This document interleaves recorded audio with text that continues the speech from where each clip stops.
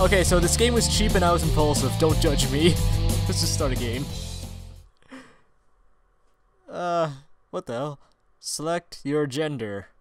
Okay, okay, so I am male. And my name is, Bill. There, male. Enter. There we go. Okay. We're getting somewhere. Huh. Bill, where are we go? Brr. Do I? Oh, I just click. I stare at the road before me, which is now barely visible thanks to the flurry of snow. What were you doing driving out in this weather? Like, what was so important? The storm had arrived violently while I was out, and before I knew it, I had gotten stuck in the middle of it. Oh, okay, so you're driving home. Almost home. Where do you live? Like, what part of Canada is this? My breath is visible in front of me as I creep forward on the snowed-over road. Even though my heater is on full blast, it isn't enough to ward off the freezing cold. Yeah, it sounds like Canada. I shudder to think of how cold I'd be without it. You need to dress in layers, bro. The sooner I get home, the better. I'd hate to get stranded out here in this. You have no idea how much that sucks. Oh, look, a cabin. Is this your home? Slowing my truck to a stop in front of the cabin, I turn the key in the ignition and shut it off. Oh, you live in a cabin. Huh. The heater immediately stops blowing, and I can already feel the chill hit me. Run inside, dude! Run inside! Time to brace myself for the freezing winds raging between me and the cabin. Do it. Here goes. Book it! Oh, this place is— oh, look! A little Yeti. I rush inside as quickly as I can, shivering from head to toe despite my thick clothing. Are we in Canada or like Northern America? Or like, you know, like Upper America? The moment I slam the door shut behind me, the sound of the wind howling outside quietens and the chattering of my teeth fills the room. Ah, it's warm in here, but to the point where I can whimsically toss aside my extra layers and flop down on the couch. You did not bring enough layers, my friend.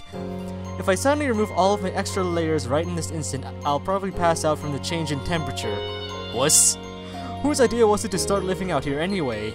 Yours if you're living alone.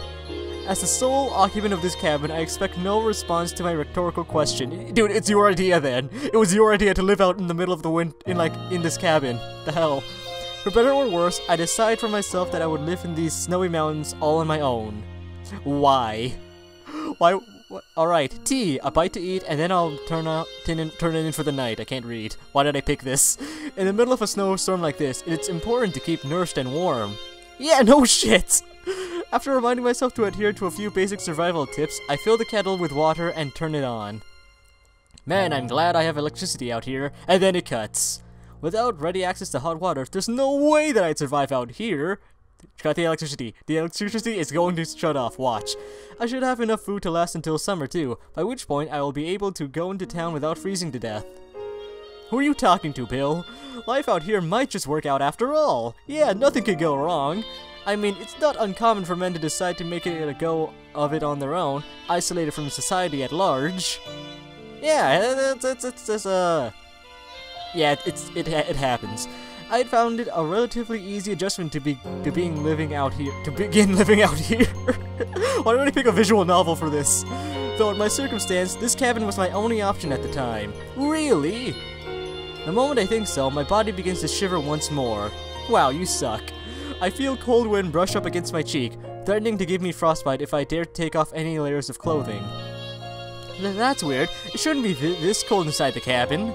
I know there's a snowstorm out there, but this cabin is pretty well insulated. It shouldn't be this cold unless the door is open. Why did you not lock the door when you came in? What's wrong with you?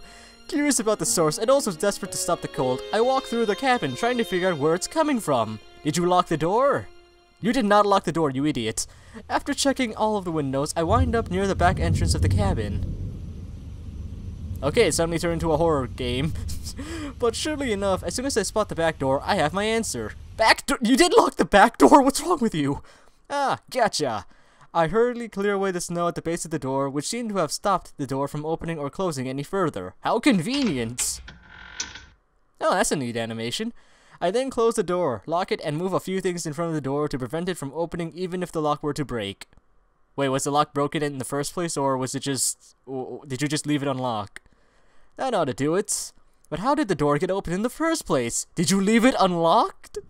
I could see myself forgetting to lock it. Ah, there you go. Since I'm all alone out here anyway, but there's no way I'd forget to close it. Then you left it unlocked.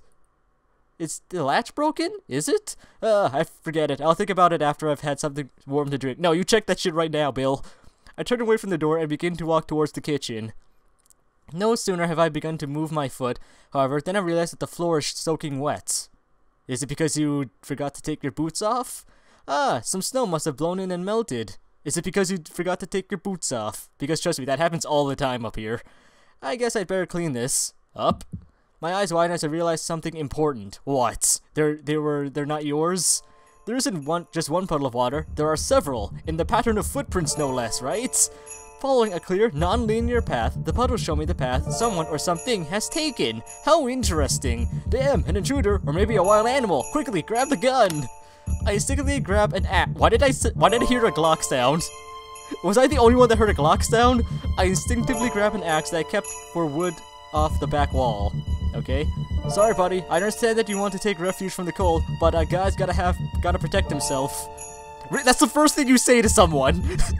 Just in the middle of the house with an intruder. Sorry, buddy, but I gotta protect myself, you know? Axe in hand, I head deeper in the storeroom, prepared to defend myself against a potentially dangerous person or animal that has wandered into my home. Oh, aren't you in for a surprise? Moving even further inside, I cautiously move around the table and bumped into someone. How the hell? Freeze. Shiver. What the? My arms lose all strength as I stare at the particular sight in front of me. I'm blurring whatever's below that. I can see that I'm blurring that. On the floor in my storeroom is a girl with strange fox ears for some reason. Throw her outside.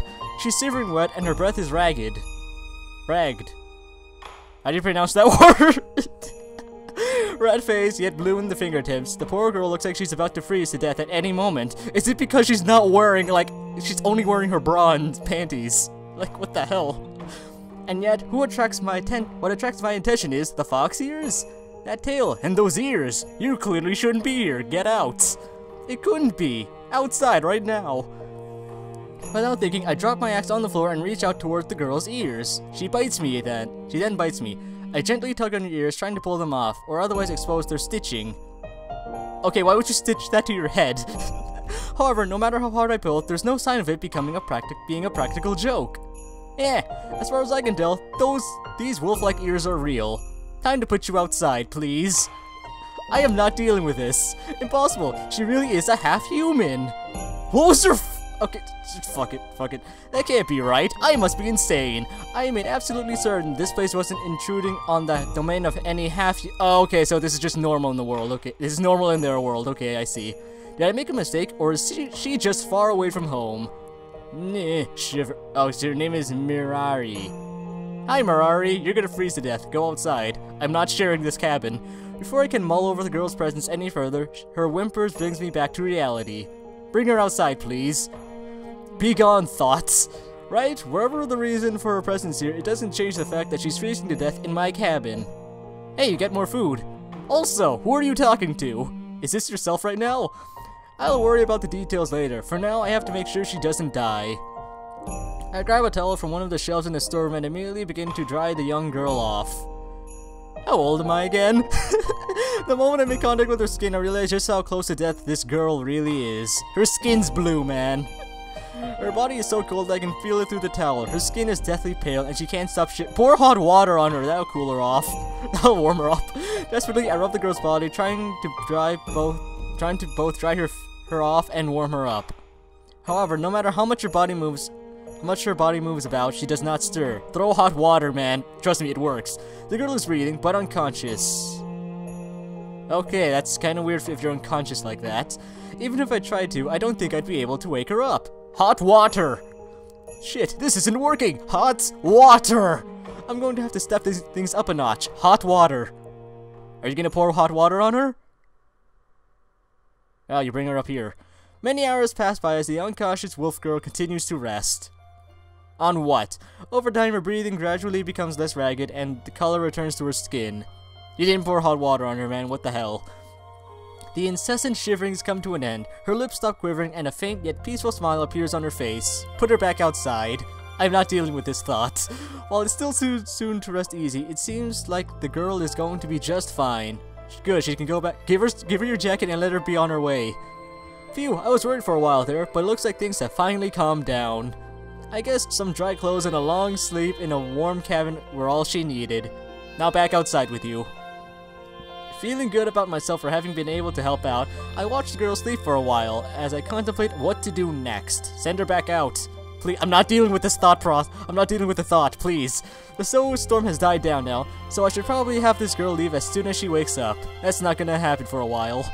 Though I suppose I could at least feed her first. She must be famished after sleeping for so long and almost freezing to death. She's not having my food. It would be heartless for me not to at least. She's gonna take my food. While I'm in the middle of thinking out loud, the wolf girl finally begins to— Oh, you're thinking out loud. She heard every word. What's wrong with you? Why would you do this? What starts out as a faint groan quickly turns into a visible movement on her part. Cool. The girl's eyelids twitch, and I can see her lips trembling. Food. You have to feed her at this point. In a matter of seconds, she will no doubt open her eyes. Quickly, throw food at her. Oh, yawn. That was quite a— oh, hi. The girl's eyes open as she starts to gain her bearings. What are you doing in my cabin? And get out of my cabin, please. Her eyes dart around the room, trying to fill in the blanks of her memory. Get out of my cabin. It is my cabin and my cabin alone. I don't care how thought you are, just get out. Oh yes, I remember now. I got caught in the snowstorm, didn't I? Yes, now leave. I finally found shelter, but I thought my mind was just playing tricks on me as my body started to shut down. Out. Am I really alive? You sure are, at least as far as I can tell. Now get out. Wah! The girl jumps in fright as she finally notices my presence. Okay. This is my cabin. The girl tries to speak but fails to formulate a proper sentence. Oh, trust me, that happens to me all the time.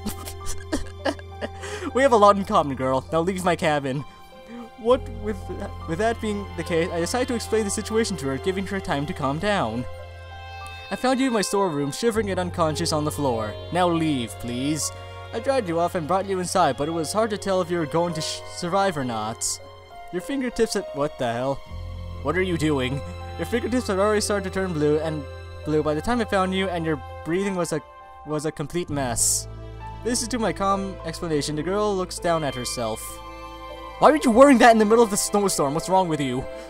She pinches her clothing, seemingly surprised at how clean and dry they are. How long were you unconscious? My clothes. Did you dry them? Yes, probably.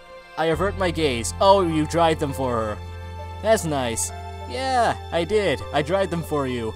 Before you say anything, it's not like I was trying to peek, okay? Oh, wow. Your clothes were wet and you were at risk of freezing to death. I couldn't just leave you like that. You could have, dude. You could have. Just like me, the girl blushes and looks away. Oh, now we're starting this.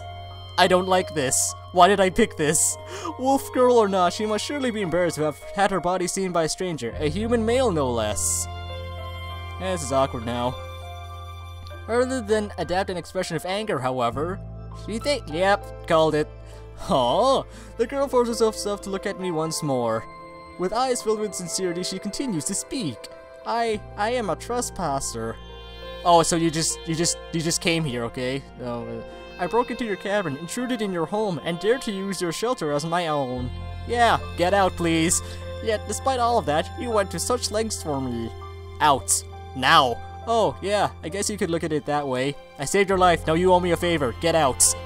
It really isn't that big of a deal, though. You were caught in the middle of a snowstorm. If I was in your situation, I would have broken in too, and then killed the homeowner.